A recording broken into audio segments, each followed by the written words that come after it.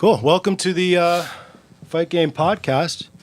Once again, we are excited to start this thing off. This was a huge thing. Scott actually is the one who said, "Hey, Leo, this is on the Righteous Anger podcast." He said, "Hey, Leo, you know, this would be really cool if there was something like this specifically for the fighters in the DC metro area." And then I said, of course, well, why not the whole East Coast? I feel like they don't get enough fighters on the East Coast, at least in MMA, don't tend to get a lot of shine. So creating a show that where we talk about them, we talk about people from the area, from the East Coast, come in, knowledge, what's going on in the fight world, fight game. And so here we are. This is episode 2. I got Paul Sichering as my co-host because he's very knowledgeable as a trainer, top-notch trainer in MMA, in Muay Thai, cut man, corner man. What else, Paul? That's pretty much it, man. I wear enough hats, I think. I don't need to... Stylist. Oh, and yeah. And fashionable gentleman. He's always in a... You guys will see on the YouTube video that we're going to post after this that Paul freaking... I said he was going to come in a 3-piece suit. He's slipping. He's wearing... I'm wearing jeans. Jeans. But that's all right, man. That's okay. Scott said the evolution of from dirtbag to, like, you know, classy gentleman is all in this room, starting with me at the low end and Paul at the high end here.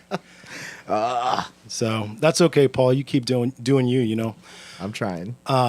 So today we're talking about a subject I feel like that's going to become more and more, has been huge, hot ticket sort of conversation, which is boxing and MMA. Boxing has been the number one fight sport forever, and people would argue it still is to this day, still the number one fight sport. MMA very close on its heels, if not surpassing it. I mean, it's arguable, but there's people that sit on one side of the camp, and people that sit on the other side of the camp. And who we have today is we have pro boxer Jimmy Lange here on the show, and of course we've got fight. There's you again with so many hats. What should I say besides just trainer and promoter and all that? Not a promoter. Not a promoter anymore. But yeah, I don't do that anymore. But I'm a coach. I'm a coach, man. I'm retired from all that stuff and just coach now. Yeah, and he's very very humble. It's very hard to get all the guys from like Disciple and to get, and Paul being one, and of course when we talked with you and Sean being your instructor, you guys are so humble, but it's kind of bad in this world, and you guys are finally getting into promoting yourselves, and it's a wonderful thing that you guys are getting into promoting. No Instagrams here besides me and Paul though, so we gotta hook you guys up with some Instagrams. Being humble bites you in these sports a little bit. Oh yeah. Few guys can make it work for you, at least in my business. Look at the guys that make the money, starting with Ali, and you know most recently Mayweather and Broner, and you've got to stand up, beat your chest, and almost get people to dislike you and want to see you get beat. That's a more successful avenue for a lot of guys than to just be a humble, all-American, good old, you know, decent, quiet guy. People want to show along with the fight. You know, they want to. That's a good way to put it. You know, they want a villain. They want somebody not only to root for, they want someone to root against. Yeah. So being outspoken is very beneficial in boxing, at least. I would think that it would be that way in MMA as well. Absolutely, and it sounds like show business to me. I mean, it is show business. And that's the problem in show business, is that the good guys always finish last in show business. So you very rarely do you see guys make it on the values that we're brought up with. So I'm gonna agree with that statement as far as what you're talking about earlier about the top 1%. But much like show business, you know, you start somewhere else. You start on a local scene. If you're an ass, you're not going to get pulled up to a bigger to Hollywood. So for us, so we've had guys in the UFC, we've had guys in Bellator before. And when you get to that top level and you have the camera on you, sure, be a showman, make your money, make your mark. But until that point, you got to hang out, you got to keep your friends, you got to work in this community. So these local promoters want to use you again. So these guys that you're dealing with, these teams that you're cross-training with, invite you to your camp. So I do agree with that for the top 1%. For the other 99, stay humble. Stay humble, So don't be an asshole until after you make it. Well, I mean, you're not even being an asshole. I mean, how many of these guys are really, truly assholes? Is Conor McGregor just brilliant? Is, Mayweather, is he brilliant at what he does? Or is he an asshole? People would argue that. People would say that when he was just Pretty Boy Floyd, before he became Money Mayweather, he wasn't getting the shine that he gets now. But as soon as he turned into, using a wrestling term, when he turned into a heel, that's when he started to really get it. Was the heel aspect of it, was that the big part of it? Or was the fact that he at the time was 25-0, 30-0, was having an issue with his dad and his uncle? I mean, was that the big piece of it? Like, literally, he was undefeated. If he had lost one time and he made that much noise, do you think people would care? You know who that reminds me of? It reminds me of who's the guy who he fights in the old guy thing now, with the guy who they said he was the greatest stick guy in MMA for a while there. White dude, older. God, what is his name? He fought Chael Sonnen. Chael Sonnen. That they said that about Chael. They said, this guy can really talk, and he's a force, and da da da. But then he didn't bring it. Yeah. And then it's like, who's Chael now? Yeah. No. So I mean. Oh no, you got to back it up. Yeah. The success comes with backing it up. There's tons of guys that can talk that don't back it up, and so that's a good show for the night. But they're gone. They're yesterday's news. The guys that really can maintain and keep coming back, and they are going to lose sometimes, but they come back and consistently win and consistently piss people off. Yeah. I mean, Well, that was the thing about it's- Broner, right? Like with Adrian Broner, he tried to give that persona that I can't be beaten and I can't be, stopped. And when he ran across Maidana, Yeah, and did, and then you look like an ass at that point. Yeah. Here's the deal. You can go pro, and like I said, and Jimmy's spot on. You get that 1%, but you're talking about the 1%. You're talking about the other 99. Then be a decent human being. You know what I mean? Because let's be honest. I mean, how many people are going to fight at that level? And how many people are in the boxing world are going to be on the Contender? I mean, how many people are going to get to that upper tier and have the opportunity to go out there and make that decision? And the answer is not many. Whether it's skill or opportunity of who right place, right time, you're not going to see that. I mean, I got people watching, and I don't know who's watching right now, but I got amateurs. I got Bregan Whittington, 3-1, 4-1 now. he's whatever. watching. Yeah, and he's getting called out as an amateur. He's getting called out by a guy in Virginia Beach and making huge blasts on social media. And I'm sitting here going, "You're an amateur fighter. You're an amateur fighter. There's no reason for it.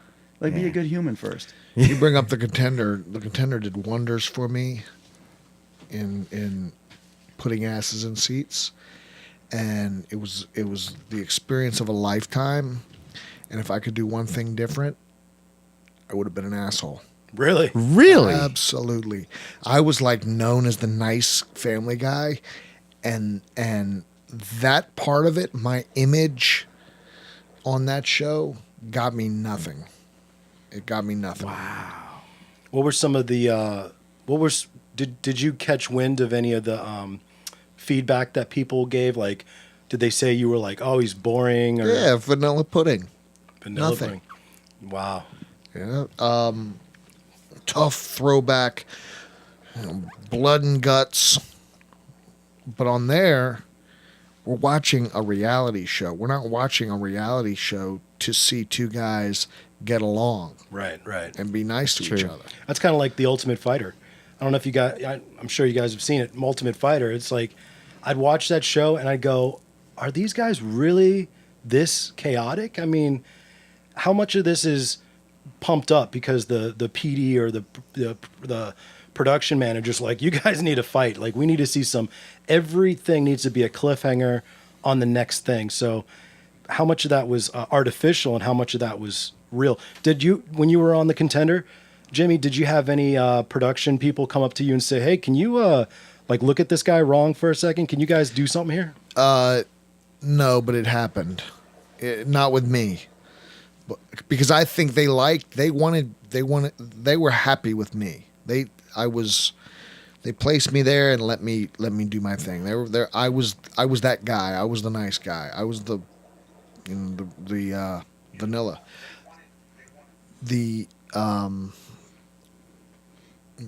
What was I saying? 'Cause You were the nice guy. You were Yeah, that was me.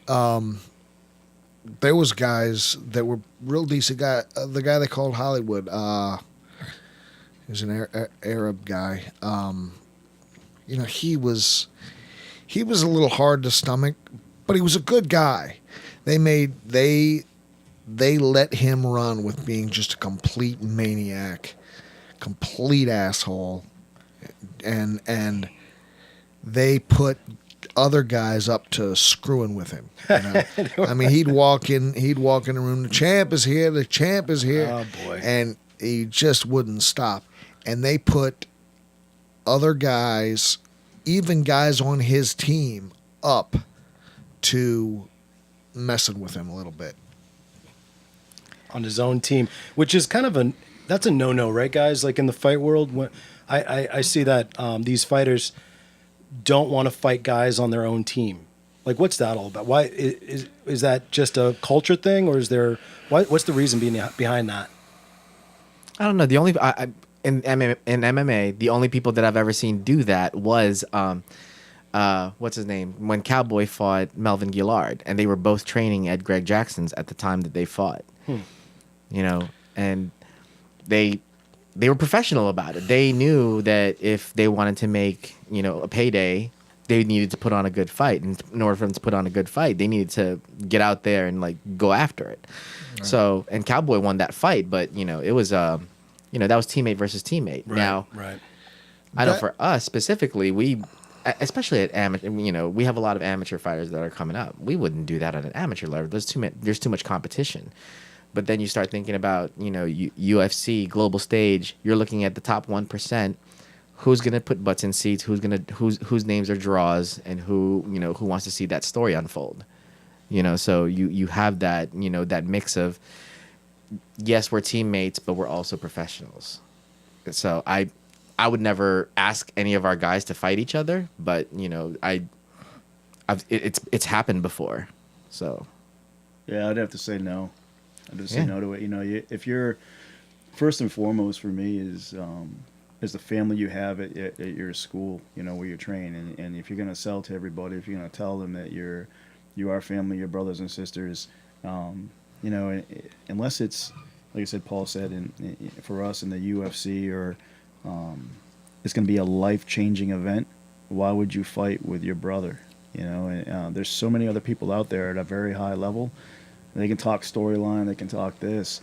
But I, as a coach, I don't want to see it. I talk to both fighters. You're talking about a significant payday to make something like that happen. But otherwise than that, why? Like, you want to be brothers. If somebody's going to win, somebody's going to lose, and a relationship may not ever be the same. Yeah, what price are you paying? Is Cowboy and Gillard, are they the same today as they were before that fight? That's so funny, though. But in training camp and just every day in the gym, they fight each other all the time. What's the difference? Yeah, the difference is that you're on the big stage. Somebody's getting, for MMA anyway, somebody's getting show money and somebody's getting win money. And you're going to own that for the rest of your life. Then you go back and you're in the same gym. Gillard got knocked out by Cowboy in the second round, was it? I think so. That's forever. Well, you don't want to be on that stage. You don't want that to happen with somebody like that. And the fight didn't mean anything. That was just two guys. They sold it as the two guys from the same school. That was a big storyline for like 2 or 3 weeks up to it. And then it was dead. So two friends fought each other for what? So the UFC made some money, and then everybody forgot about it. Right. That'll never live on. That'll never be like McGregor and Mayweather. It'll never live on like that. It's dead.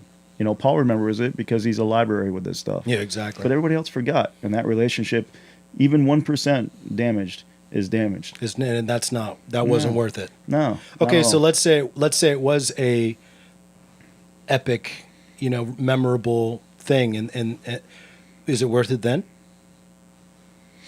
Once again, I mean, I think everybody's different. This is really a personality thing. What everybody, how everybody feels about it. I hope that these guys get to the level where they're fighting in the biggest show possible.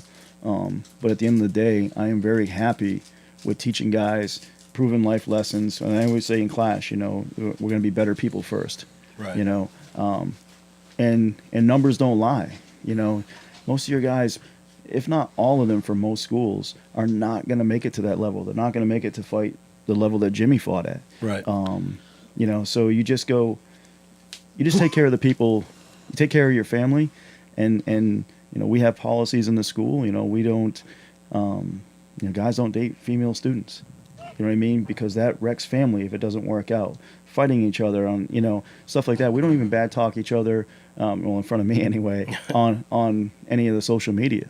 Like we won't do it. We just don't have any part of it, because if you want to sell brother and sister and you want to sell being family, then you have to be family and you have to lead from the top doing that. If not, get out.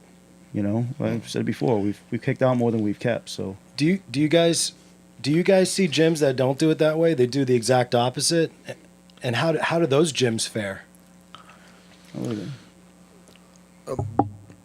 Boxing and MMA for boxing, what he's saying is not a thing.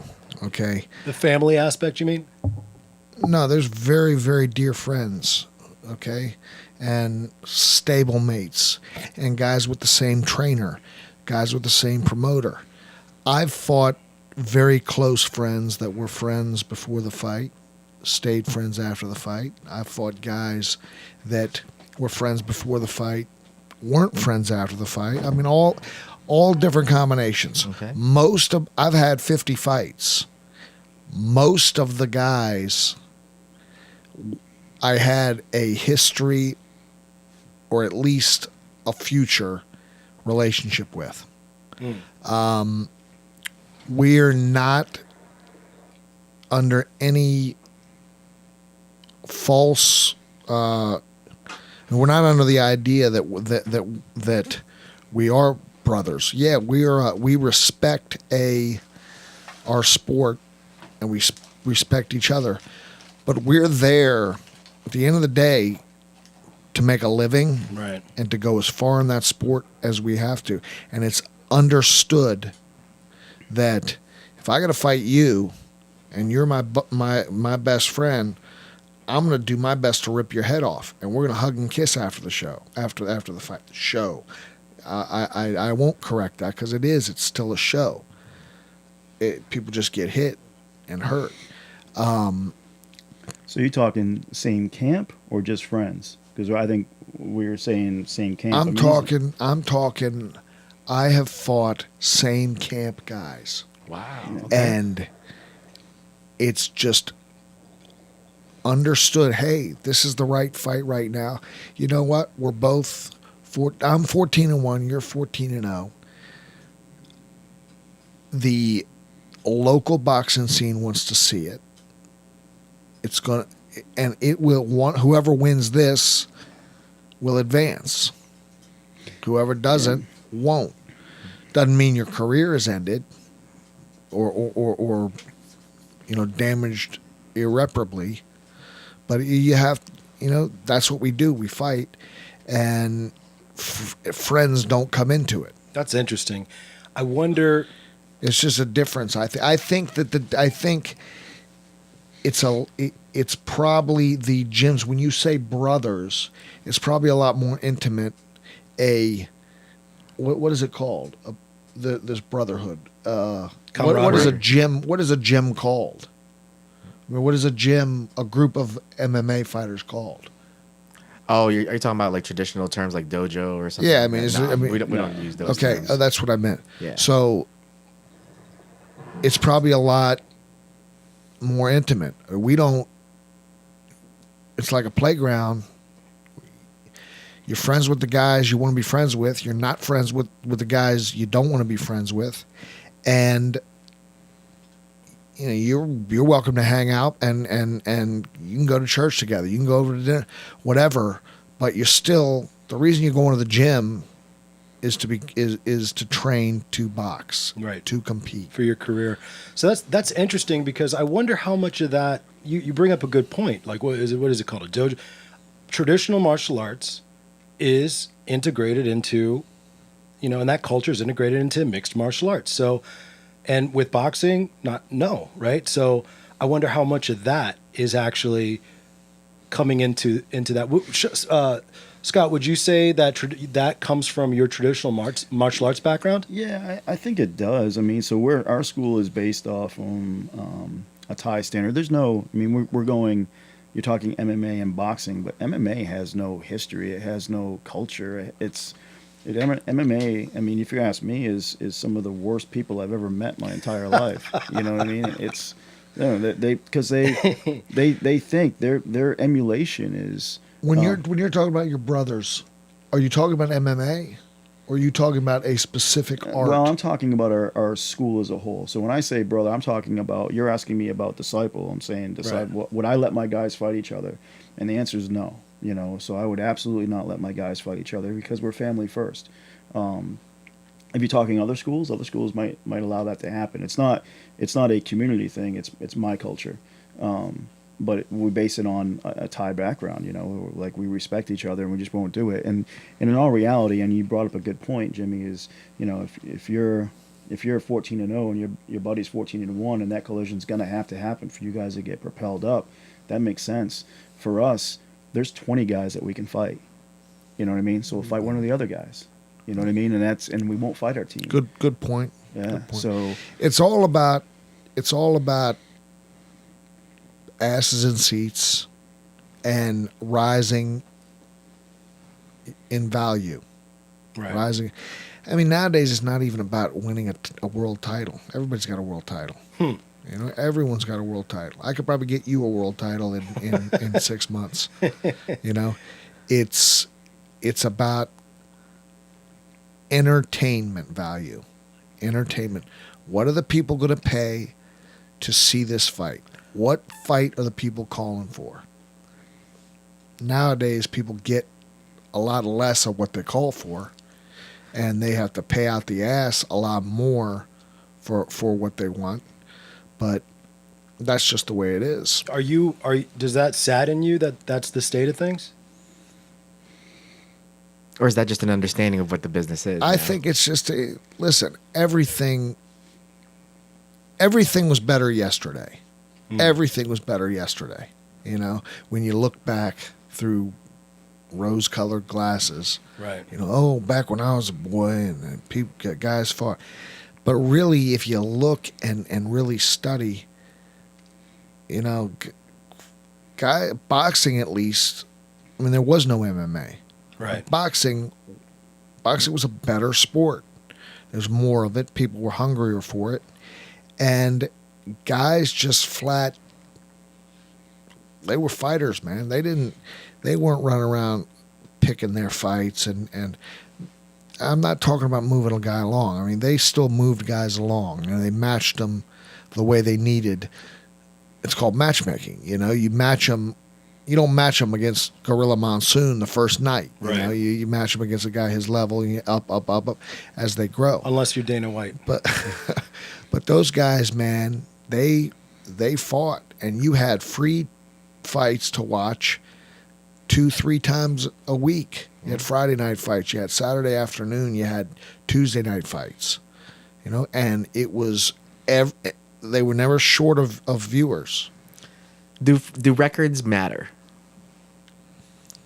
Did they back then? Well, do you think they matter that much now? Let's not say back then or now. Let's answer that question from perspective. Sure. Okay. Do they matter to Joe Blow, the viewer, the wannabe boxing fan who doesn't know shit? Right. Absolutely. That zero is huge, But Do they matter to a guy who really knows what he's talking about? And do they matter to a viewer who has no idea what each guy's record is? All they know is they're seeing a fantastic exhibition, a great entertainment. Does that matter? Would you this is good bring up? Would you rather see two great fighters in a boring fight, or two mediocre fighters in a barn burner? What would you rather see? So you can answer that too, and you can answer it with boxing. I would watch, and I still watch Gaddy Ward over and over and over again. I'll watch that, and they're don't get me wrong, they're a higher level, but they weren't the peak. The reason Gaddy Ward unfolded like it was because those guys were not elite. Okay, those guys. Now they were on HBO, so on and so forth, but they weren't not even close to being elite. But they just fit perfectly. It couldn't have fit any better. The styles. There's a saying: styles make fights. Yeah. And those two guys were stylistically perfect. I mean, they were better than mediocre, but they were not world beaters. No. You know, they were any given night they'll win or lose or whatever. You know, they weren't dominating figures in the sport. They just perfect fight. You go back. Well, I gotta say hey to Tim Macheski. I actually graduated high school with him, so I haven't seen him for probably 30-something years. Jeez. And cool. Sean Spath would tackle me, and I appreciate that because Sean's a good-looking guy. Yeah, I was about to say. And then what? After you tackle no, him? I mean, but in Thailand, so you take that out. You know, here domestically, here in the United States, is very important for the win. You know, you get a loss. Nobody's saying shit to me. Can any of my followers talk to Jimmy, please? Somebody say, let me meet some of these other followers. You know, but you need the win here. You get a loss, and you're tainted here. Doesn't mean you're any less of a fighter. You know, and I thought, I'm in my 40s. You know, and I'm like, man, I got bad knees, and I'm old. I'd like to fight again against another old guy, but I won't do it here. You know what I mean? Because you do it here and you lose, then you're a terrible gym owner. You know, how can you be a coach? How can you? No, I just want to do it. You know, I'd have to go back overseas to do it because here, it's they put people on a pedestal that are perfect. That's the United States, and specifically, if we go back to this is Loudoun County. Right. You know, right. Does it make me any worse? I mean, 20 years ago, could I have done great? You know, maybe. Who knows? You know. I'm trying to look up. You're good, man. But right now. It's like, why can't I fight? Why can't I take an old man match? Why can't I just go out there and do it? Because, you know, I could do it for a basketball game. I could do it for a pickup football game, but I can't do it for a fight. Because if you lose, that messes your Absolutely. Your and I don't mind losing. Yeah. I don't mind losing. I just want to do it. But in Thailand, it's like the pickup game. Like, okay, so you lost one. So what? Absolutely. You know, I get knocked out. I get a nice cut. I have a good story. We do a shot afterwards. Right. You know, here it's like, oh my God, that guy's terrible.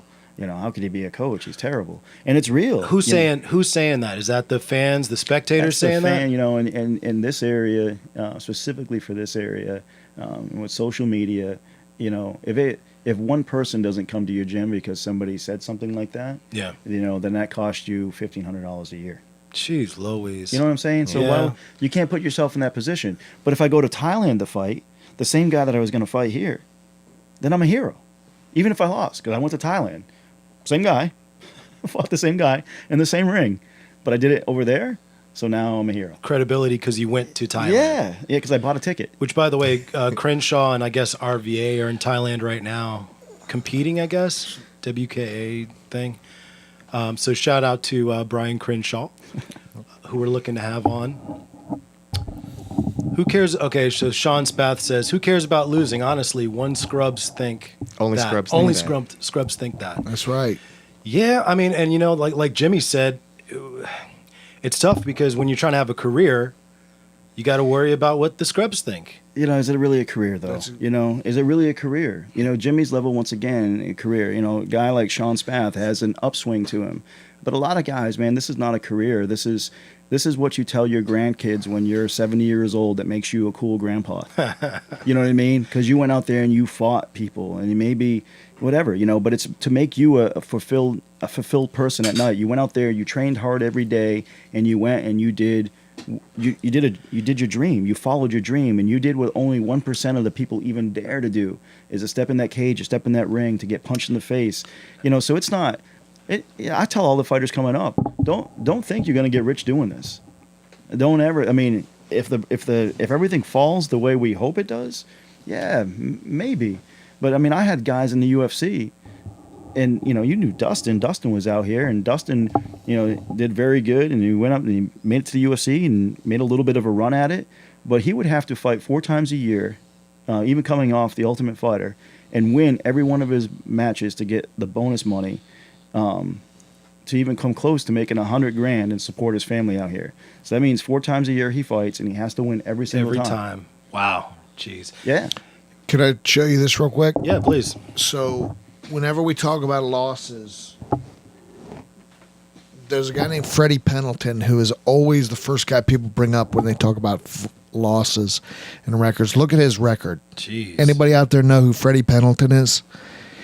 He was the lightweight Now, this is when boxing. This isn't when we have all those watered down titles. Lightweight champion of the world. Fought for the title probably, I don't know how it says there, 10 times, but won it once. What's his record? 47, 26, 5. Wow. 47 wins, 26 losses, 5 draws. Lost his first fight, maybe lost more than that, 2, 3, 4, first 2 or 3, 4 fights. That's the guy but he was so entertaining and he kept coming back. That's awesome. So he always got fights. I guess you never. Emmanuel Augustus is another one. They call him the clown prince of boxing. He's so entertaining. Always loses. Even when he wins, he loses. They rob him because they don't. Even when I'm serious. And he keeps coming back. So he always gets fights. It's about the entertainment value of these fighters. Entertainment value. So the guy you just showed me, the entertainment value is during the fight, he's spectacular. It's a barn burner, like you say. He's never been in a bad fight. Wow. That's pretty cool. You talk kids and even young adults in Thailand, and Sean Douglas can tell you more about this, but they go out there and they're having pro fights. They're getting paid for it. Hold on, Scott. We're not getting you at all. All right. A little bit closer, Scott. You're going to give me a case of the ass, Leo. Come on, Scott. People want to hear you. Yeah, but I mean, and they were told to go out there and like in this round only throw knees, in this round you only clinch, in this round only elbows, in this round only teeps. So they weren't putting the full game together until they're 40 or 50 fights into it. Which is good development, isn't it? It's good development, but once again, you know what I mean. It's not. They don't care if you win or lose. They want you. They develop you along the way, and you're an exciting fighter. So in Thailand, if you don't have a loss on your record, you're fighting the wrong people. You know what I mean? First off, Just a bunch of bums. yeah, but you even look guys like Sonchai. He's one of the greatest fighters out there. He's got losses on his record. Doesn't make him a scrub. You know what I mean? He doesn't lose as a lure because he goes out there and he's gonna fight. And you got some MMA guys that do the same thing. Cowboy. We all big Cowboy fans, but The guy, not the team, not the football team. yeah, I mean he's gonna go out there and he's gonna fight. You know what I mean? He might lose, but he's going out on his shield. But Nobody has a bad thing to say about watching a Cowboy fight because he is cemented that. First of all, they were saying the same thing about him that they say about McGregor, that he takes anybody. Like this guy's motto: anybody, anytime. I forget exactly, but he'll take on anybody, anytime. And when he does fight, it's going to be spectacular. yeah, So win or lose. I don't think that about McGregor, but well, that's what Dana said about McGregor. yeah. But okay, so do you guys see that changing though in the States? I mean, as far as it being more like in Thailand, where If you're an entertaining fighter, you're an entertaining fighter, and we'll watch you.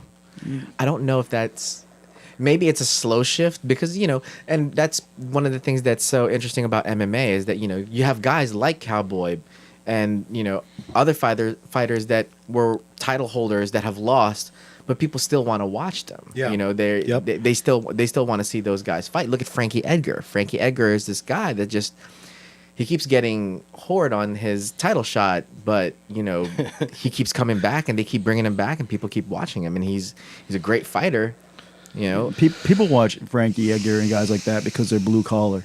You know what I mean? And once again, this comes full circle to, Cowboy Cerrone will talk trash, but you can tell he means it. Like there's no acting with him. No. Edgar is one of those guys who never talk trash, and he's still a very, everybody wants to see him. Back in the day, Jose Aldo, people wanted to see him. So coming full circle back to that question, Right. But no, here in the States, I don't think anybody's gonna ever want it. They want, with social media the way it is now, and the daytime talk shows and the loudness and this, it has to be flashy. For one, somebody's gonna be talking trash about somebody else. That's the way it is here in the States now, and it's that shiny object of undefeated. Undefeated means something to all these guys. Yeah. To me, outside of the world of maybe a Mayweather or something like that, you just fought nobody. There's no way in MMA you fought nobody, because if you can go undefeated for that period of time, when you have wrestling and you have submission grappling and you have Thai and you have boxing, if you're telling me you're that elite, then I say you're full of shit. There's nobody that is 10 of 10 in every single area. Yeah. You fought the wrong people. Just bums. Yeah. Amen. I'm not saying Amen. bums. Just saying you fought the wrong people. Yeah. So, going forward, from this moment on in, I'll say mixed martial arts. How important is boxing? Because I remember a time, in the early UFCs where it was all about guys getting, murdered by jiu-jitsu and wrestling.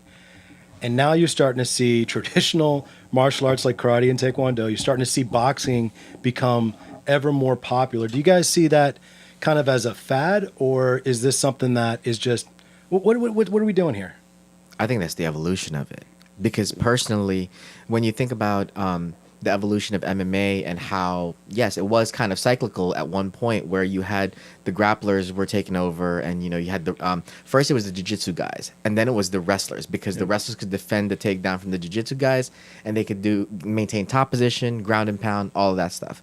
But then once everybody learned how to sprawl and how to basically scramble to get back on their feet, you start having guys that are more striking oriented with with Muay Thai experience. But then now I think the shift is going to the point where kicks are starting to become a risk, because almost everybody can shoot a takedown off of somebody's leg kick or head kick or something like that. People can get under it now, and they're training for that.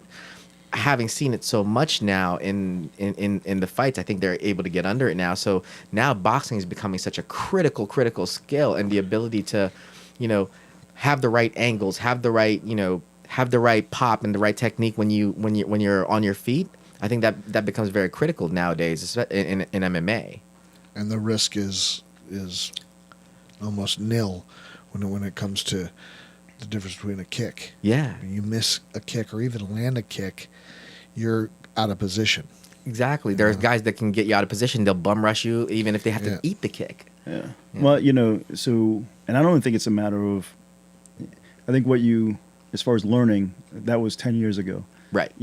I think you look today, and your stars today, your 20 to 25-year-olds, they were the kids that were 8, 9, 10 years old and learning everything. Everything, yeah. Yeah, so they're not learning like, I was good in wrestling, so I need to learn boxing, or I need to learn this. They're learning everything. I think what makes a difference now, and I think what makes boxing specifically so strong, is that every fight starts standing. No fight's going to start from the ground. So Jimmy, if myself and Jimmy fight, he's already winning. He starts winning.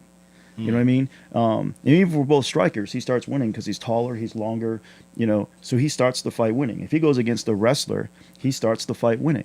And, so you're talking about leg kicks, you're talking about this, you're talking about ground and pound. One thing you can't condition, one thing you can't change, you can't overcome, is if that knuckle hits my jawline. I was just going to say, is that, Yeah. is that chin? Yeah. There's nothing you can do about that. Yeah, there's nothing you can do about that. And even if it doesn't put me down or it doesn't put the wrestler down, let's just call the wrestler Neil Johnson. Okay. Yeah, so we'll call Just random name. So Jimmy fights this Neil Johnson random guy. Even if he doesn't put him down, he's at 80% now, and he's foggy. And the next one puts him at 75. And the next, so that shot is a little bit slower, and he's a little bit more hesitant to come in. But once again, every fight starts standing. The second round comes out. Guess what we're doing when we start? We're not starting from our knees. We start standing. We get touched again. Now we're at 60. And that's the way that works. These guys are so well versed today. But if you have good hands and the ability to stay sprawl, stay out of danger, you're going to be trouble for somebody. That's such a good point. Look at the Diaz brothers. There's Right. nothing special about their boxing. Right. But people are ready to quit come the first part of the third round. And their cardio too, though. Yeah. Those guys are cardio monsters. Yeah. That's a great point, man. It all starts standing. I was, I listened to the You road. do both, right? You box and Yeah. Yeah. okay. So, because I don't know what is more imposing and what takes more of a toll, to wrestle or to box. A toll in what way? Like Conditioning. wrestling by far. That's what I thought. Yeah, by far. Turn that on. If you've ever had like a wet blanket on you and you tried to get out of it in 10 seconds, that's what every Well, That's what wrestling feels the like. little the parallel I have to make is you get a guy, and this happens in the heavyweights quite a bit. You get a real big guy, and he just lays on you. Oh man. He lays on Carrying you. that weight is He just- holds you, but there's a way to hold a guy to lay on him.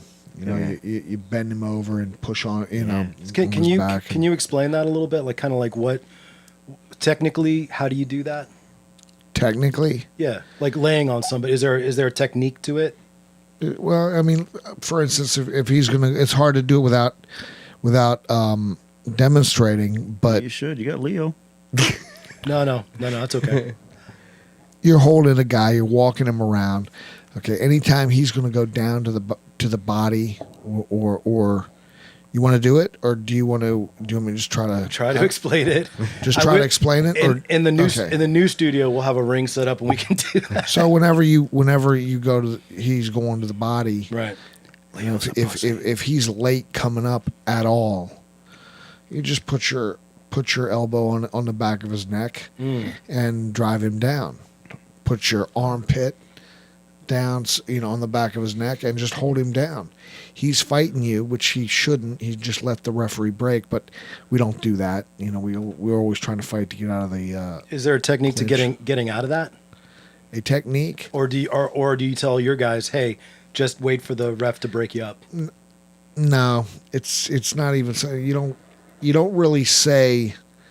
A lot of guys take a knee. They actually will take a knee. I've always been told never do that, because if that's mistaken for a knockdown, that's that's really that's terrible. That's risky. Yeah. But what you hope is the referee, you do it 1, 2, 3, do it enough, and they'll take a point. But there's real sneaky ways to hold a guy, and in turn, put a lot of fatigue on him that he may not have gotten. Can you name a boxer that was really good at that? Ali. Foreman's great. Foreman's so big, he's hard to. He keeps his arms out, and then so it's almost like punching through these big giant logs. You know what I mean? And then when he gets close to you, he just starts walking you, and that big 260 pounds, just leaning on you, it's a killer. If you had to fight Foreman, like during his prime, what would be your game plan against Foreman? If I was training a guy to fight Foreman, I thought his prime was when he was older. Definitely not around the time he fought Ali, which is arguable. But I thought when he came back, he was so much more relaxed and so much more fluid and a better boxer. He has, in my opinion, and this is, I'm no boxing expert by any means, but he has one of the sharpest jabs I have ever seen. they compare it to having like what are the things they break through the A battering ram. a battering ram on your shoulder, and you just boom, Yeah. boom. It's just, and he's a big man. I mean, it's just a great jab he had. What were you asking me about? So If you were Don't training do a that fighter- again. I'm sorry. If you were training No. a fighter to fight George Foreman, how would you train? him? Yeah, you just move on him. I mean, there's no, you move on him. The crazy thing about him, when he got older, he didn't run out of gas. He didn't get real tired. Jeez. He was so relaxed, and that's everything. If you can be relaxed, then you're gonna have a lot better conditioning, and you just had to outpoint him by being busier, moving on him, busy. He's not gonna catch you, except through just plotting. Don't let him corner you. Don't trade with him, and just move on him. Give him angles side to side. Don't ever stand in front of him. And Michael Moore outboxed the piss out of him for X amount of rounds. One time, boom, out cold. Jeez. So you cannot stand in front of him. You got to move. John, how many times have we told guys to do that? Do not stand in front of these people. Yeah, I mean, And it's not. You'll agree with this too. It's not when I say don't stand in front. It's not get out. It's Yeah. lateral. Angle off. Because Angle off. how many times you see a guy Sean Ahern. back straight up, and he's right. I mean, Ray Charles could hit him because all he's got to do is throw a haymaker, boom, back straight up with your hands down, or even back with your hands up. You got to move, and what the angles do, when it defends, and then immediately you can go back on the offense because it creates an opening through angles. How would you guys train when you guys were in your camp? How would you guys train your fighters to do that? Did you have any specific drills or things that you do? The the rope you put across the ring, Yeah. diagonal. That's a big one that Tyson does. The head movement, but the footwork is just as important. Mostly, you get that through shadow boxing and sparring.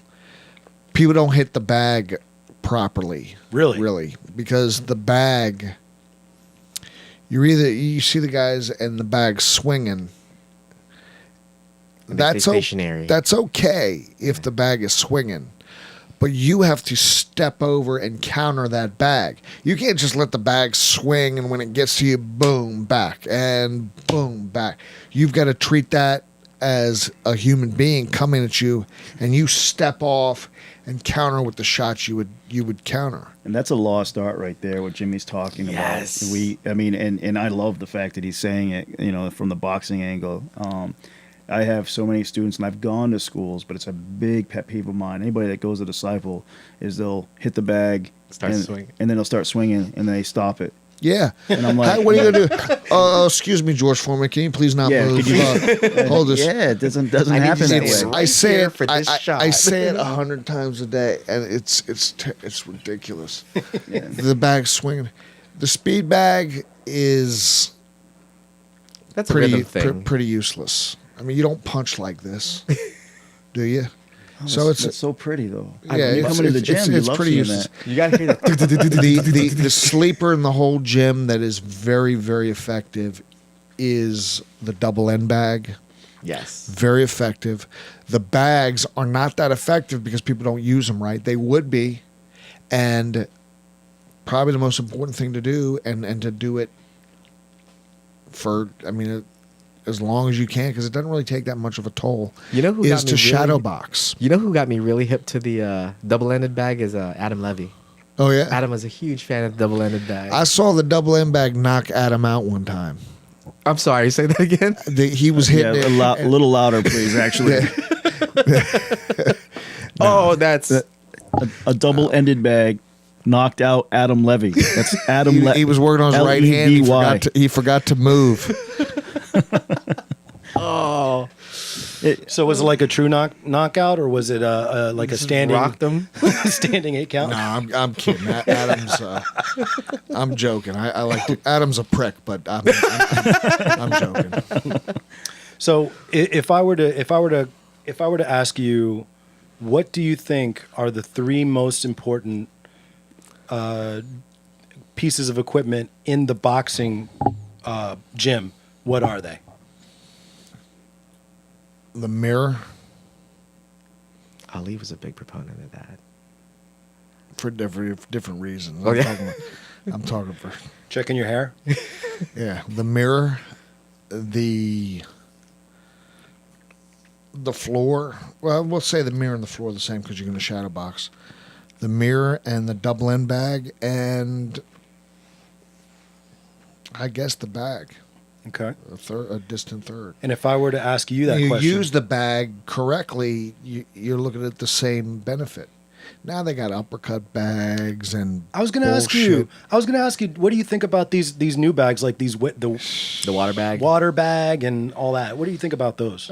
I can't knock the water bag. I just don't think it's any. I don't care about the water bag. What about that There's thing? no imagination, which hurts you. Okay. Okay. Why do I need a bag that looks like a human being? Let me use my imagination. I'm going to actually sharpen my mental and physical skills if I'm. Shadowboxing is everything because you have to imagine. You have to imagine. Okay, who am I fighting? What's he look like? Is he a black guy, white guy? What color are his gloves? How are you gonna move your head and Wow, you break it down to that and level. slip a punch if you don't even have a face to a guy that's throwing punches at you? Otherwise, you're just going through the motions. God, I never looked at it that deeply. I never did. Now I kind of wish I did. That's insane. And Listen, I'm not trying to fake. I didn't do that all the time. I when I was sharp, I was doing that.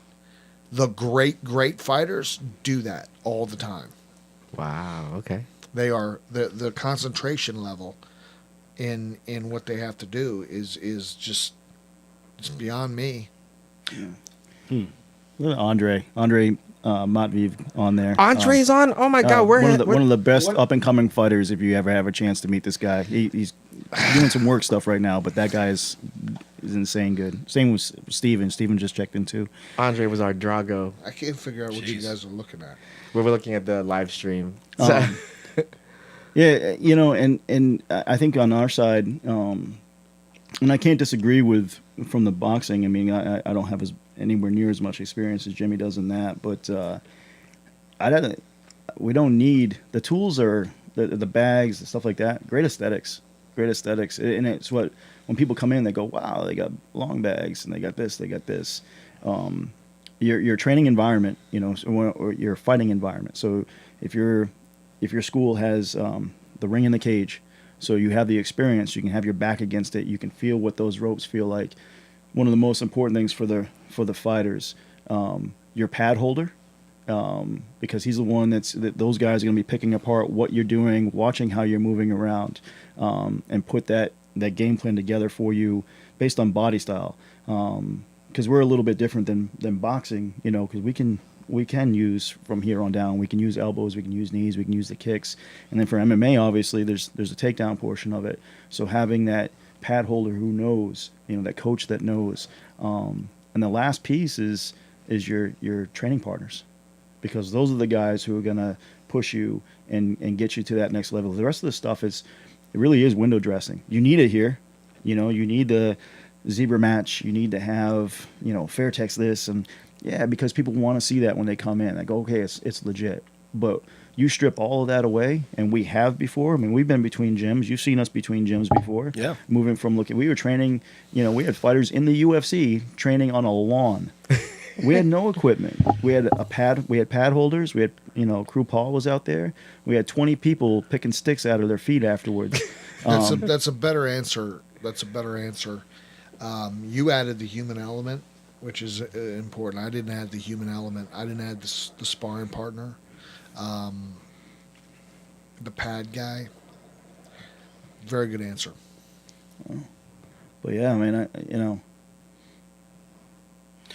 So would you say, because me looking at it, I don't have the experience that anybody in this room has, but I look at my pad holder as the best thing that I have in my training.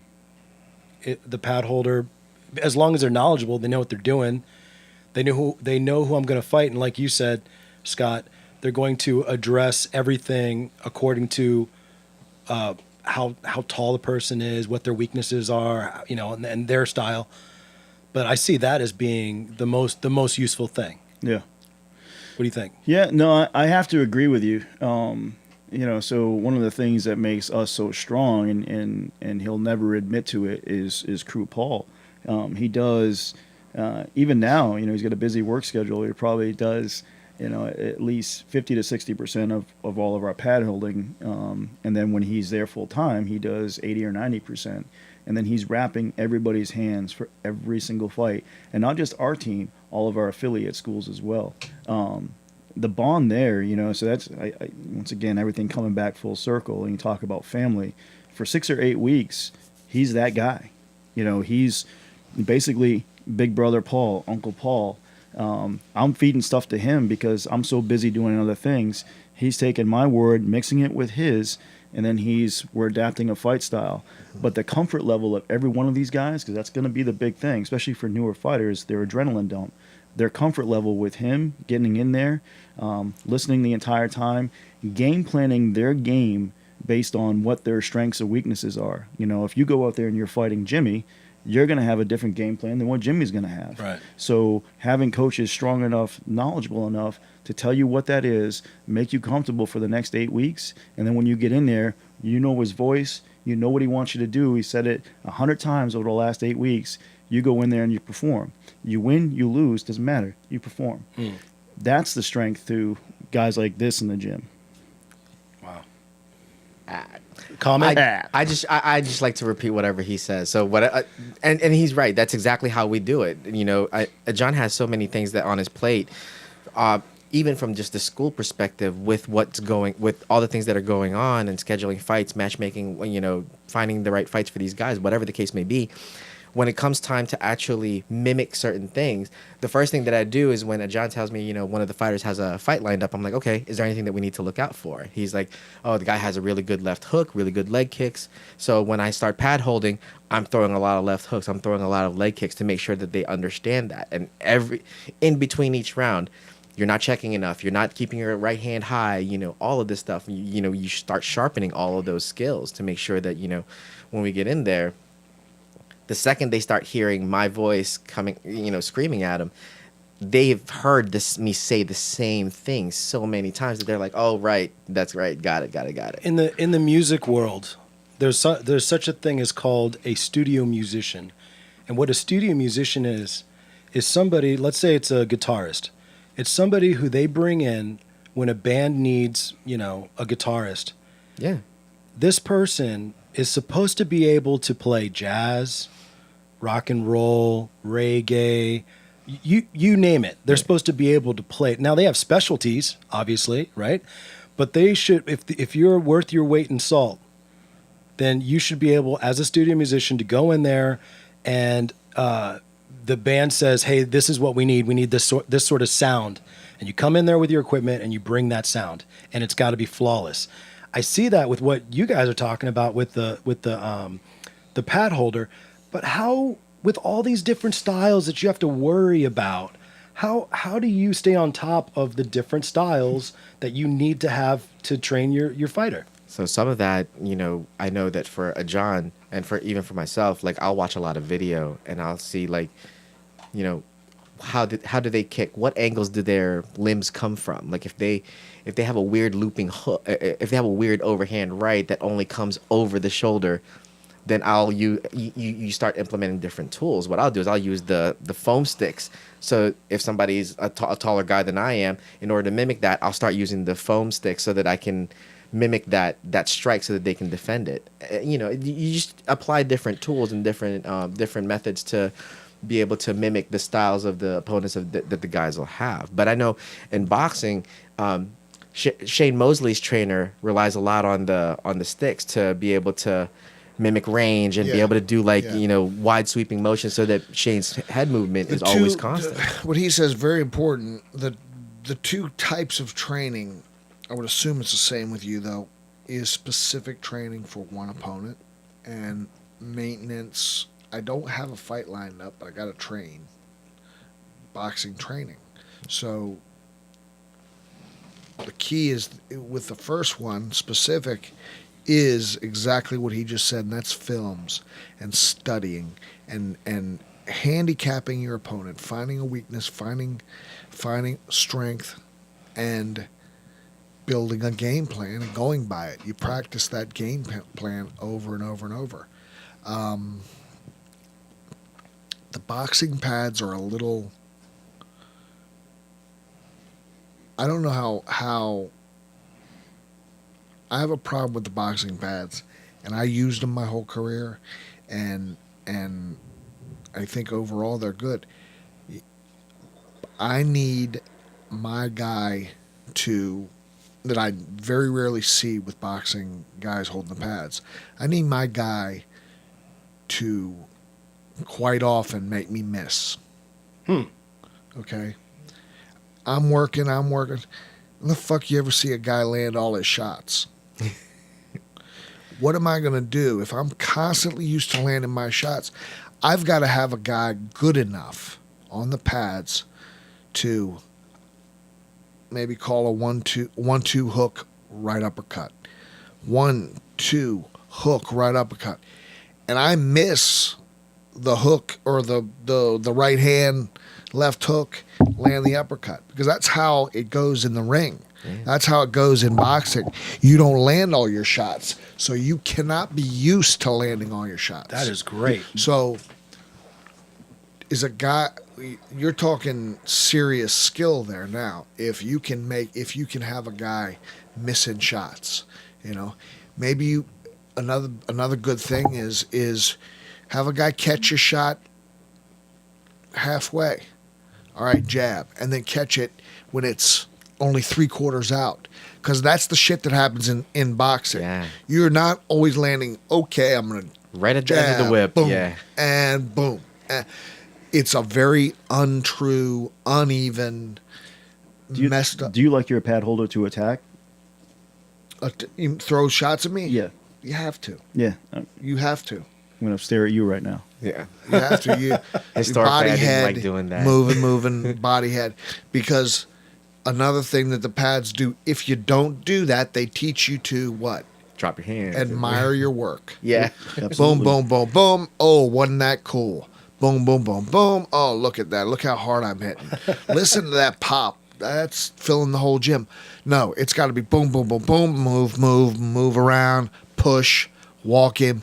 Whatever you're going to do, you've got to complete that move, or you're really not. It's the same as the bag. You're really not utilizing the pad guy. That's when the value of the pad guy comes in. Anybody can stand there like this and say 1-2, 1-2.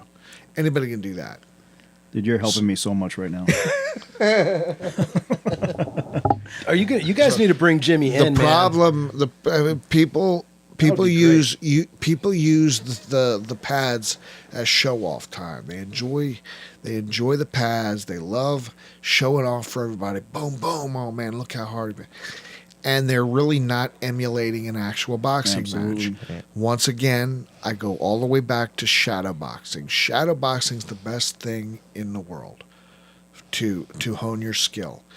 If you're doing it right, the bag is good. If you're doing it right. The double end bag will smack you right in the face if you don't do that right.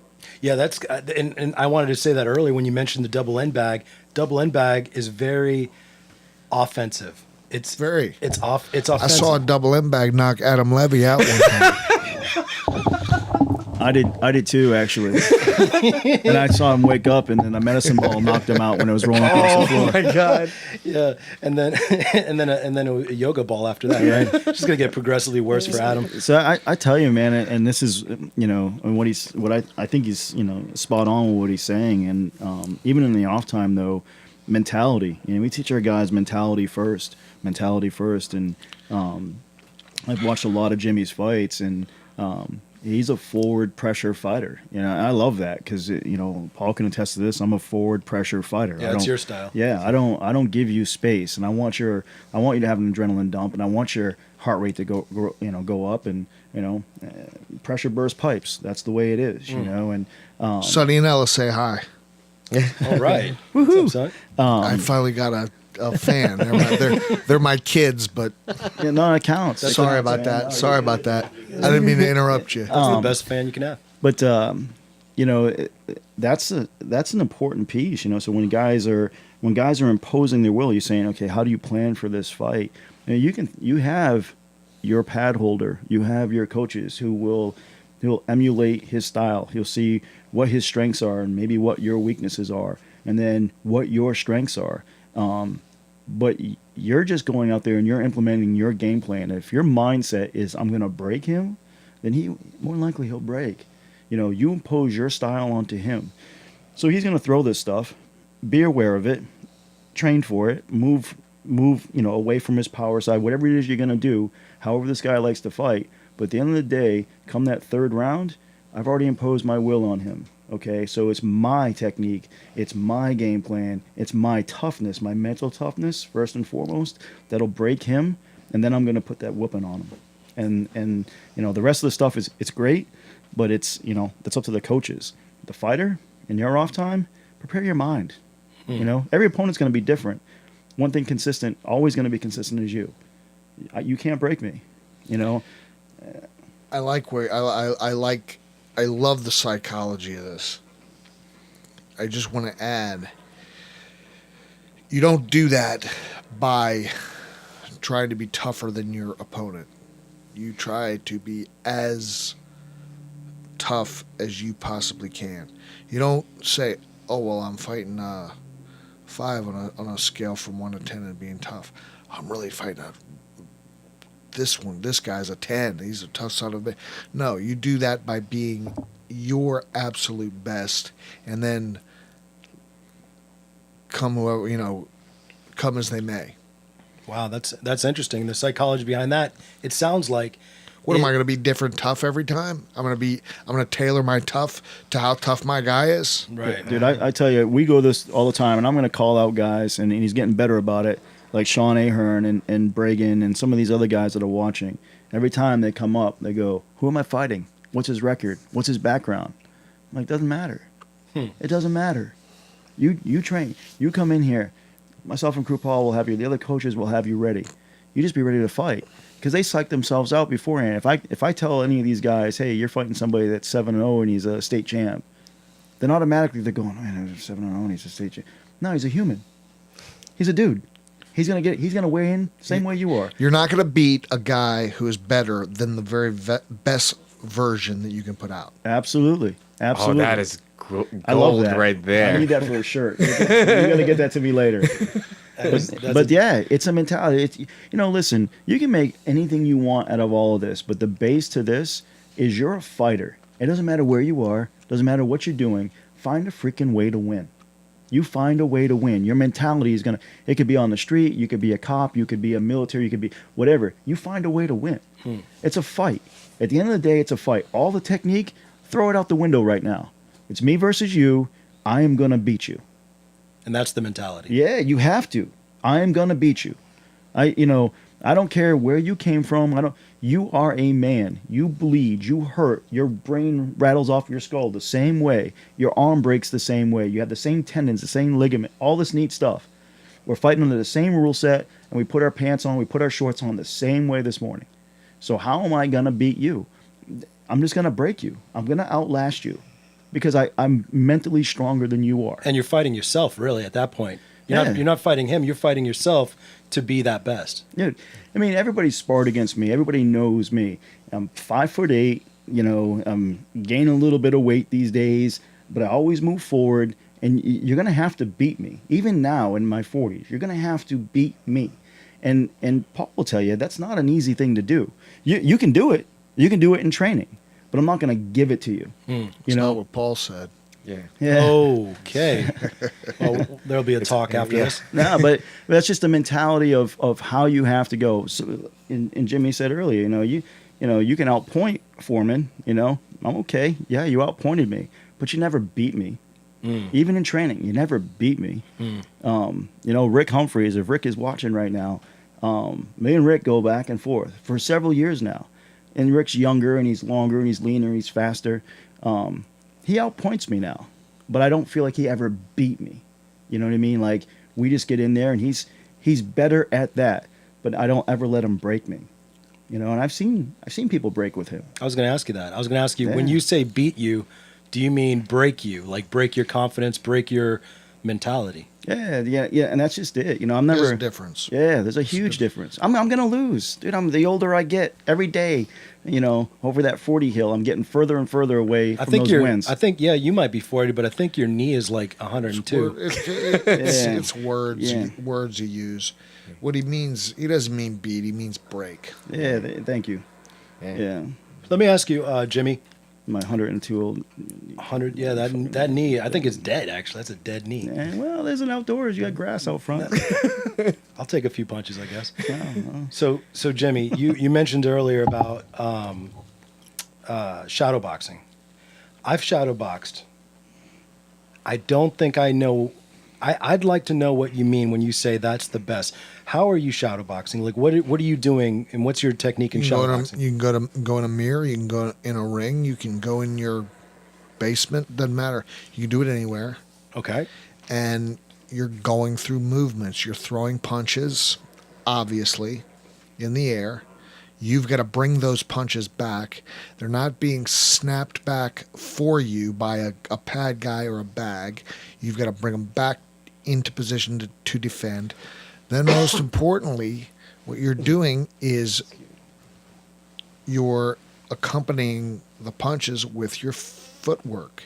Your slipping and your angles. The angles is everything I've learned. I wish I had learned when I was boxing as much as I've learned by looking back at boxing, because angles is everything. And I was just go forward and fight.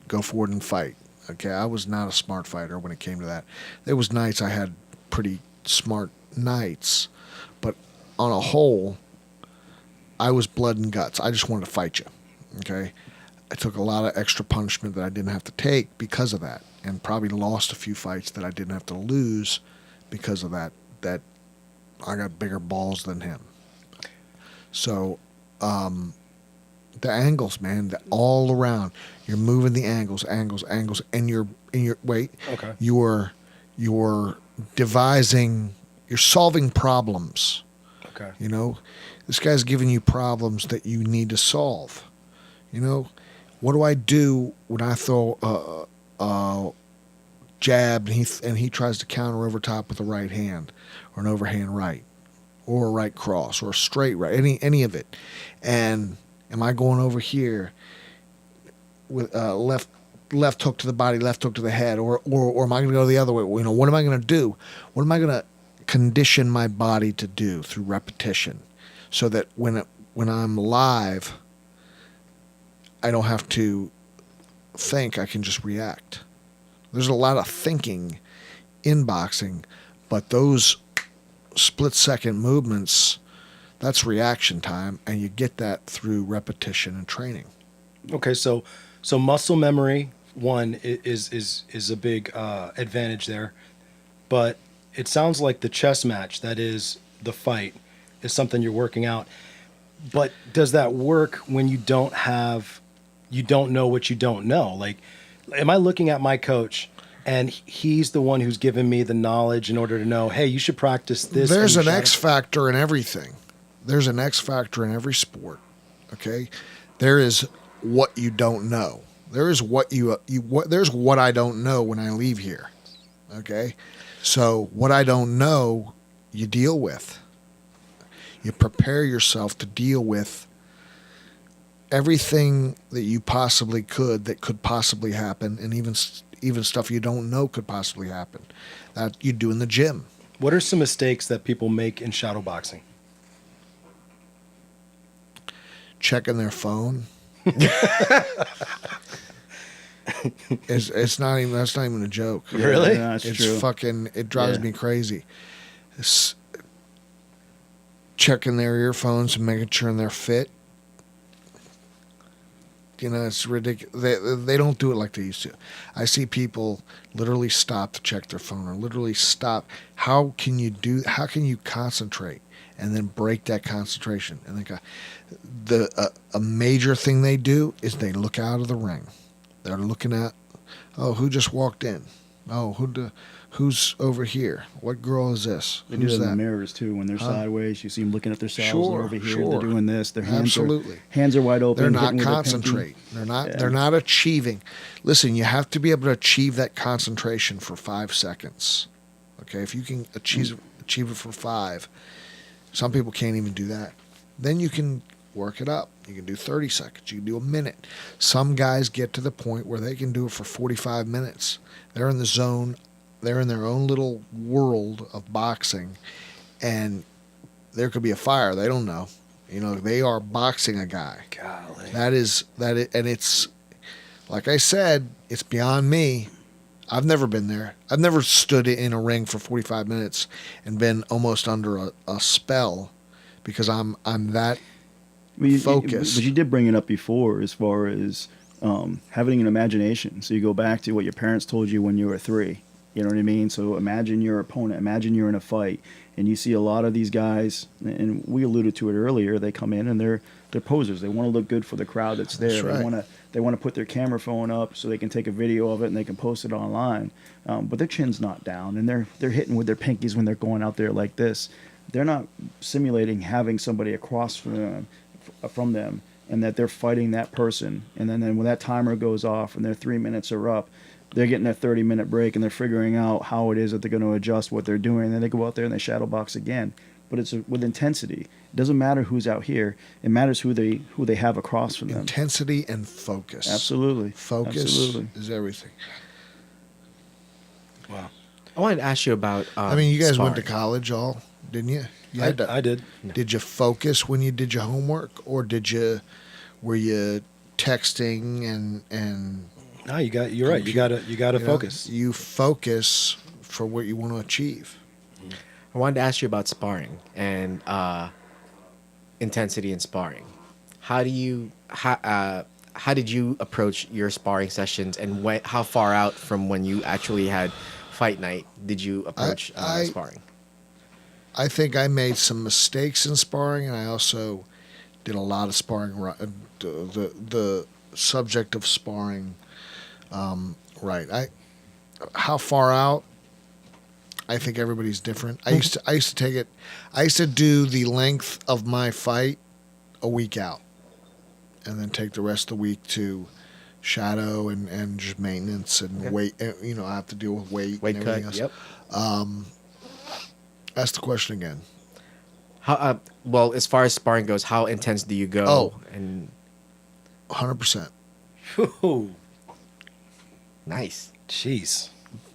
But Now, I think that I sparred too much. okay.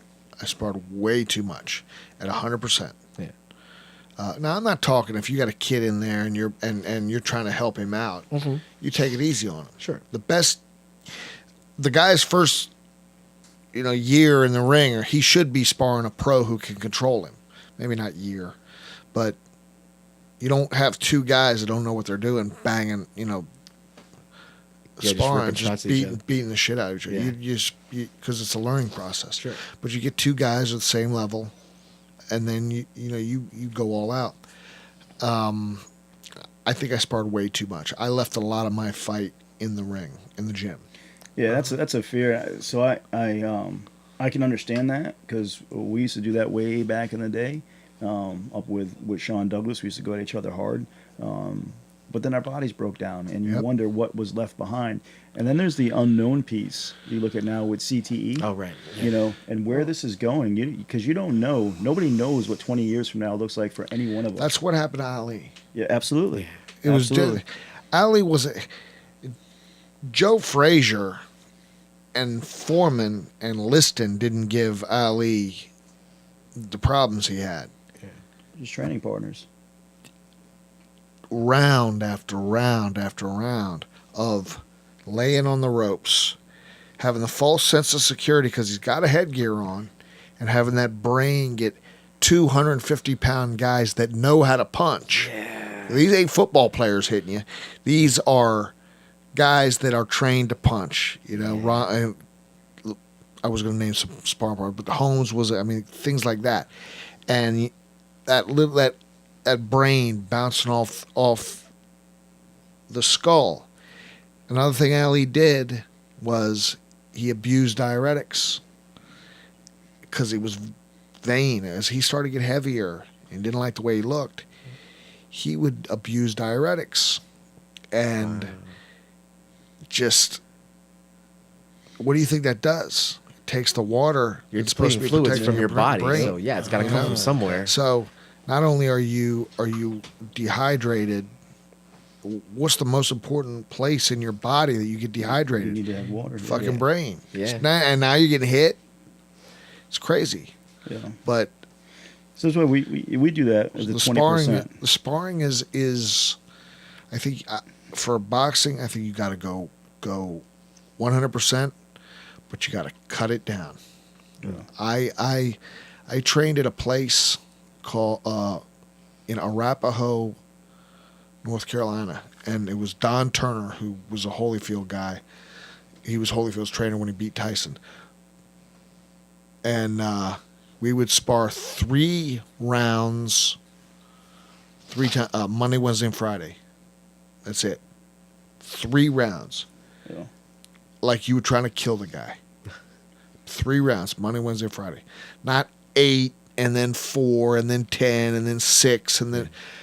And I was never better prepared than that That method. 3 years of training like that. Wow. Okay. Well, and you got to maintain. So one, that's what the Dutch did.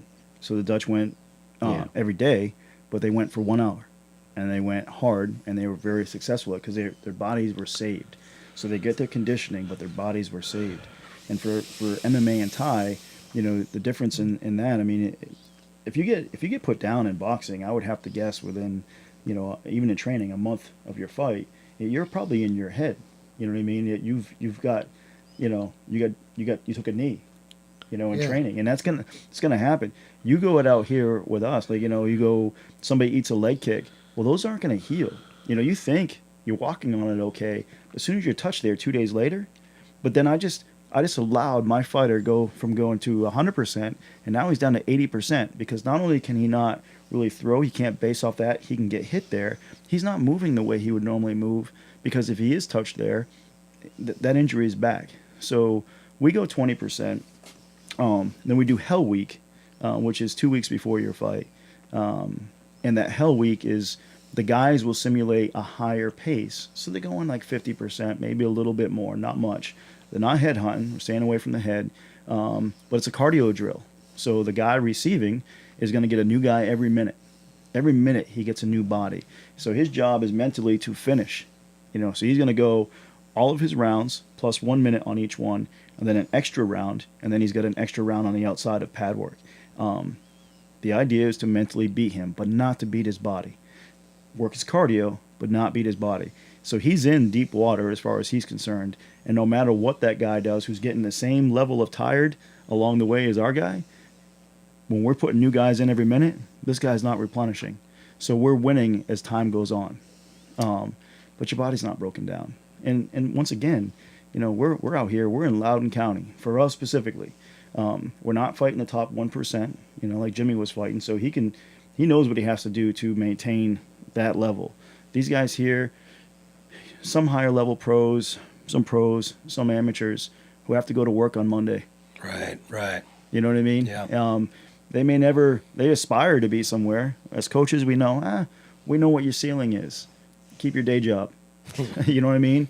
And that's what you need them to do. You don't need them going in there and typing up something and slurring or have a black eye when they go to a meeting. And, you know, nah, man, there's no need for it. There's no need for it. You know, this is the secondary piece until you say it's the primary piece. But Scott, this is my life, man. This is what I'm going to be doing. This is what I meant to be. Is what everybody says when they come in. Everybody says that when they come in. And then they get through built for this. Yeah, they start going through the training, and then they realize, and then outside of the training that comes with it, you are putting a person across from them that said the same thing to their coach. You know what I mean? So you don't know where any of this is going to go. There's a little slip up. I'll wrap people out now. I got a guy like Bragan. Bragan's 4-1, 3-1, 4-1, one of the two. I'm sure he'll correct me here shortly. But a guy like him has a lot of potential. Shows up at 8:30 because of his job. He gets a half an hour training in, and then little bits here and there. Wants to be a world beater. Half an hour 3 times a week is probably not going to do it. You know what I mean? But that's, and at 4-1 right now, he's going to get exposed. We can't hide him in lower level fights anymore. 4-1 in MMA is a good record. So now he's got to fight the guys that have a little bit more time to train. Yeah. That's scary. But we have those people coming in all the time. And usually when somebody comes in and goes, I want to be the next UFC champion, I'm like, so you're in the wrong gym. You know what I mean? Go somewhere. The guys that come in like that usually fade out. Right. They go for 1 3-mile run at a fast pace, and they go, I don't know if I want to be the next UFC champion. When they see what kind of work is actually involved to do Absolutely. that. Absolutely. So that segues perfectly into the last thing I want us to talk about today, MMA, the MMA boxing episode here. You talk about guys that have day jobs. I mean, it's at least in, I don't know about boxing, but at least in MMA, it's a common occurrence that guys have a full-time job. Yep. And they have to train around that. Yep. However, I heard both of you guys during the pre-show mention there's no money really in this. Not like what people might be thinking. So going forward, okay, and with boxing and MMA in mind, how do you guys see sort of the fighters that are developing, that are becoming great fighters? How do you see the pay maybe going up, or sponsorships, or whatever? Like, how do you guys see that going? Is it a sustainable thing? Can people actually have that dream a reality? Can they do. They do, and some guys do it. Some guys actually achieve having a day job until they get to the level where they can make a living boxing. But few and far between. There's a lot of money in boxing because you see the pay-per-view fights, those guys on pay-per-view and HBO. Even some guys on HBO keep their jobs. Wow. Because because those undercard guys aren't making 7 digits. They're making 1,200, sometimes only 1,200 to show and to win. Wow. So it's a tough racket for everybody, really. You got guys that have to go work all day long and then come and train, and there's guys that have actually done that and made it, So that never. I was lucky. It didn't happen to me. I was taken care of, and I was allowed to train and fight and make a living boxing. So I'm not going to sit here and pose like I was anything other than that. But I definitely observed very few guys I ever was around didn't also have a job. Wow. Yeah, I would say keep your job. Focus on, for you younger guys, focus on your schooling, focus on a career, and getting into this. I would come in saying, change your mentality. The Jimmy story is a great story, but the anomaly in this sport, and in any combat sport, is the anomaly. You come in, say you want to be champ, you want to be world champ, you want to be this. I say set your sights higher, and not on the combat side, but on the personal development side. What are you going to do, even if you rise up through that ranks, what are you going to do once it's all over? What's there? You know, do you think boxing is going to take care of you? Do you think MMA is going to take care of you? You know, look at Chuck Liddell. Did the UFC take care of him? No, he was cut. You know what I mean? All those guys were cut. They don't have jobs anymore with the UFC because it's a business. You know, they came in, they sold it, and those guys lost their positions. You know, so now what do they do? So if your aspiration is combat sports forever, whatever the case may be, I would say keep your day job, learn as much as you can, come train at night, see how far this takes you on the normal progression of whatever team you have and whatever experience that they have. But your first goal should be, what are my milestones? What do I want to get out of this? What good stories do I want? What experience do I want? And then two, what can I pass on to other people, because I've learned all of this. So when I'm 35 or 40, that I can go open my own school and I can pass this stuff off. And that should be your goal. If anything comes past that, then that's a bonus. Because very, very rarely does that happen. But if you want to make this life your life, and by your life I mean you want to make a living at it, an honest living, learn as much as you can, get your name out there as much as possible. I'll put out a guy like Kenny Goudreau. You know, Kenny's I believe he's 9-4 now as a pro, and he's on the cusp. You know, he's right there. He's getting invited to big shows. He's fighting in Atlantic City coming up here. But he's just on that doorstep. You know, he takes a loss, then you know it's you know, we're back to regional cards again. He gets a win, maybe it nugs up. But, you know, work on taking that name that you had and all these different things and these different opponents that you had and all these life experiences you've had and the places you trained and things you've done.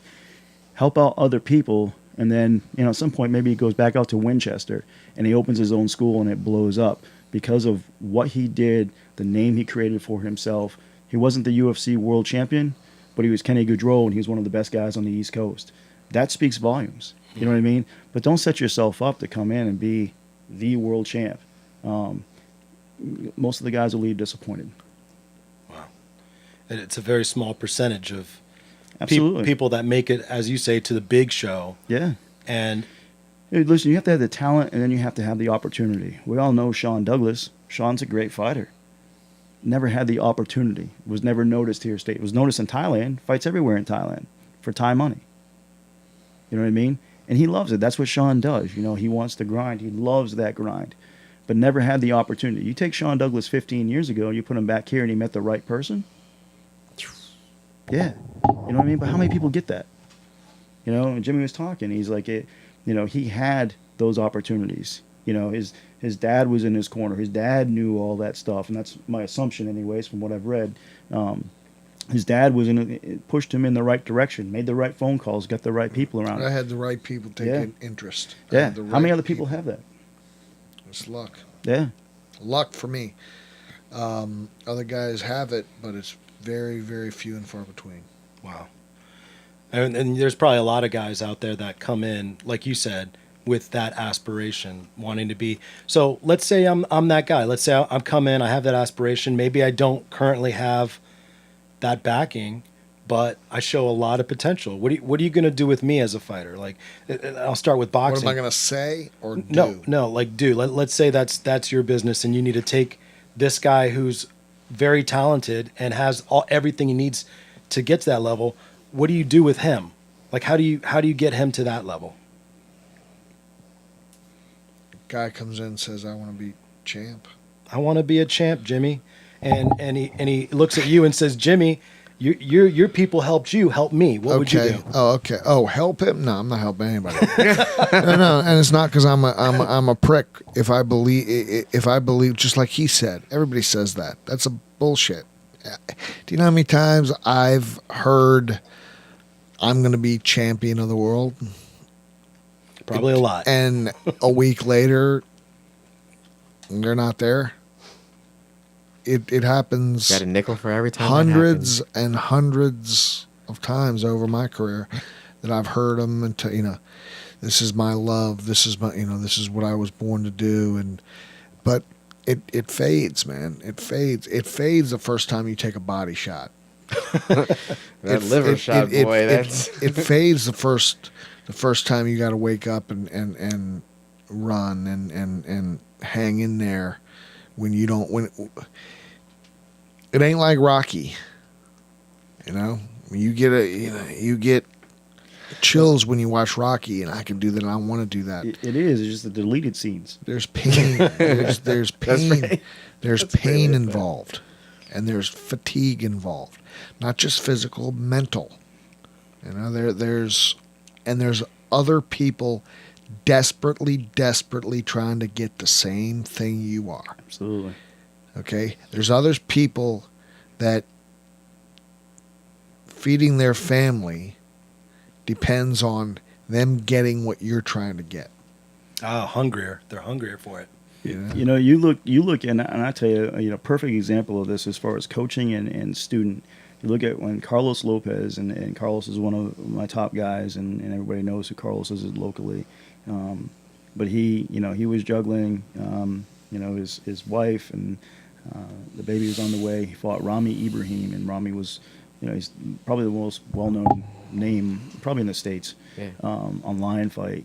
He's And- literally the most active fighter in the United States. Yeah, and Jeez. and he's got multiple championships, and we took that fight, and we were ecstatic for it, and we sat down, we found out a way, we had our game plan on how to beat him, but literally Carlos would come and he would train, or he would go to work, come home and spend time with his family, make sure that everything was good there, and then would meet Coach Paul damn near every night before his fight, probably 10:30 at night at Export, and went to the local gym and just had at it. They held pads, and they grinded because he wasn't gonna be beat. He wasn't gonna let that mentality be wrecked. But 10 to 1. Yeah. 10 p.m. to 1 a.m. We'd be out there. and I saw those posts all the time.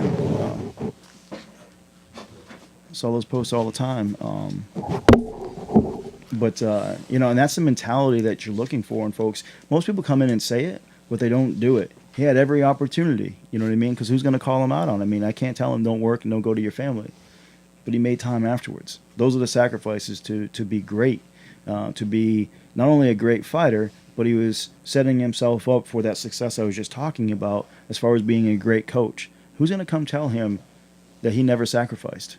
Who's going to tell him that he didn't cut from 160 to 137 pounds? Yeah. Who's going to tell him that he didn't, make time with family, job, and the train? Nobody can tell him these things. Yeah. He didn't cheat. Everything was about the work. That's amazing. Yeah, and I don't think Thanks, Dwayne. I don't think I was around for him, so to watch that. I definitely wasn't around at 10 a.m. to watch that. No, it was 10 p.m. to 1 10 a.m. p.m. I mean, Yeah. yeah, that's insane. I was listening to there's this speaker named Inky Johnson. He had this really great quote. If you had it all and they took it from you, what would you be worth then? That's your true measurement of who you are as a person. It's not always just going to be, it's not going to be the time that you spent in the ring in gloves, That's not all of it. That's a piece of it. But I think that, who you are as a person, who you can become as a coach, if that's the path that you chose, that's going to speak volumes, to your audience, because if people can keep, we live in a society where people try to knock down anybody's credibility for anything. So, again, if they took it all from you, if they took the accolades, the titles, the money, what do you have left? You still have who you are as a person and who you are as a fighter. That still resonates with a lot of people. And I think that's one of the things that we value the most at Disciple is that, when we like I said on Righteous Anger, I said, we train the guys so that they are never lying when they say something about themselves. Oh, I got cardio. Okay. You better make sure you have that. Testing that, yeah, we're gonna test that. Or I have great hands. Okay, we're gonna test that too. So, we want to make sure that as much as possible, the guys are never lying about what they've got, because again, once you get exposed, all your credibility goes out the window.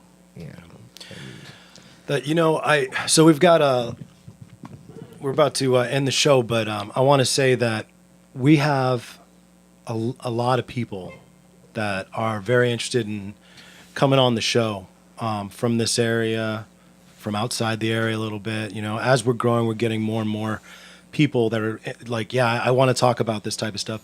You guys, the one thing I like about this particular episode is it wasn't the run of the mill thing that you'd expect from fighters and coaches. You know, the you guys. I like going into this place where it gets cerebral. We start talking about the mentality. We talk about tradition. We talk about loyalty. You know, like what Scott was talking about that they have at Disciple, and real talk. Like, for instance, hey, you guys probably killed some dreams today in this podcast.